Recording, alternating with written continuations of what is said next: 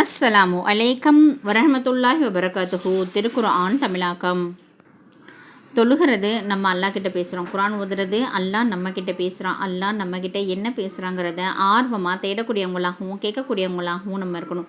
இந்த குர்ஆனை கொண்டு போய் எல்லார்கிட்டையும் சேர்க்கணும், எல்லோரும் கேட்கணுங்கிறது தான் என்னுடைய ஆசை. என்னுடைய ஆசையை எல்லாம் வெற்றியாக்கி தருவனாக. வாங்க குர்ஆனுக்குள்ளே போகலாம். இன்றைக்கி வெள்ளிக்கிழமை, கண்டிப்பாக மறக்காமல் சூரக்காக ஓதுங்க. நிறைய செலவாத்து ஓதுங்க. உங்கள் துவால எங்களையும் சேர்த்திக்கங்க.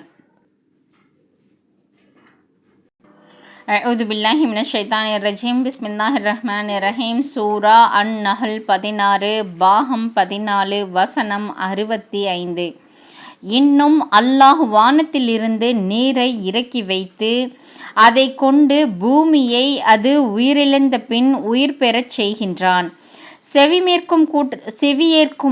செவியேற்கும் கூட்டத்தாருக்கு நிச்சயமாக இதில் ஓர் அத்தாட்சி இருக்கின்றது. 66. மனிதர்களே, ஆடு, மாடு, ஒட்டகம் போன்ற கால்நடைகளிலும் உங்களுக்கு நிச்சயமாக ஒரு படிப்பினை உண்டு.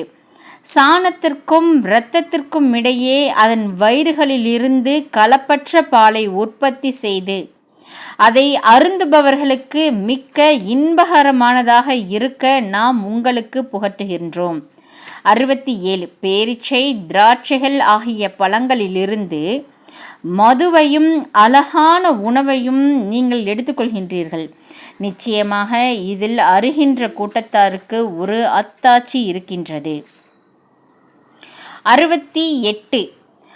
மேலும் மலைகளிலும் மரங்களிலும் அவர்கள் கட்டுபவைகளிலும் நீர் கூடுகளை அமைத்துக்கொள் என்று உமது இரட்சகன் தேனீக்கு உள்ளுணர்ச்சியை உண்டாக்கினான். 69. பின்னர் நீ எல்லா விதமான கனியின் மலர்களிலிருந்தும் உணவருந்தி பின்னர் உனது இரட்சகனின் வழிகளில் அவை உனக்கு எளிதாக்கப்பட்டதாக இருக்கச் செல் எனவும் உணர்வை உமது இரட்சகன் உண்டாக்கினான். இதனால் அதன் வயிறுகளிலிருந்து தேனாகிய ஒரு பானம் வெளியாகின்றது. அதன் நிறங்கள் மாறுபட்டவையாகும். அதில் மனிதர்களுக்கு குணப்படுத்தலும் உண்டு. நிச்சயமாக இதிலும் சிந்திக்கக்கூடிய கூட்டத்தினருக்கு ஒரு அத்தாட்சி இருக்கின்றது. 70.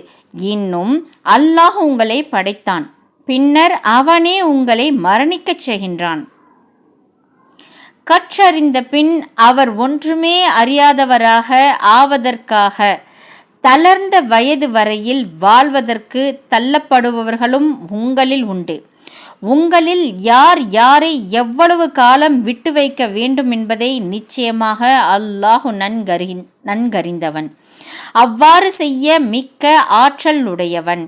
71. மேலும் உங்களில் சிலரை மற்ற சிலரை விட சம்பத்தில் அல்லாஹ் மேன்மையாக்கி வைத்திருக்கின்றான். ஆகவே அவ்வாறு மேன்மையாக்கப்பட்டவர்கள் தங்கள் சம்பதத்தை தங்களது வலக்கரம் சொந்தமாக்கி கொண்டவர்களுக்காக அடிமைகளுக்கு அதில் அவர்கள் அனைவரும் சமமானவர்களாக இருக்க கொடுத்து விடுபவர்களாக இல்லை. ஆகவே அல்லாஹுவினால் படைக்கப்பட்ட அவனின் அடியார்களை அவனுக்கு கூட்டாக்கி அல்லாஹுவின் அருட்கொடையை இவர்கள் மறுக்கின்றார்களா? 72. உங்களிலிருந்தே உங்களுக்காக மனைவியரை அல்லாஹ் ஆக்கியுள்ளான். உங்கள் மனைவியரிலிருந்து ஆண் மக்களையும் பேரக்குழந்தைகளையும் உங்களுக்கு அவன் ஆக்கியுள்ளான். இன்னும் நல்லவற்றிலிருந்து உங்களுக்கு உணவளித்துள்ளான். அவர்கள் பொய்யானதை விசுவாசித்து அல்லாஹ்வின் அருட்கொடையையும் நிராகரிக்கின்றனர். அல்ஹம்துலில்லாஹ்.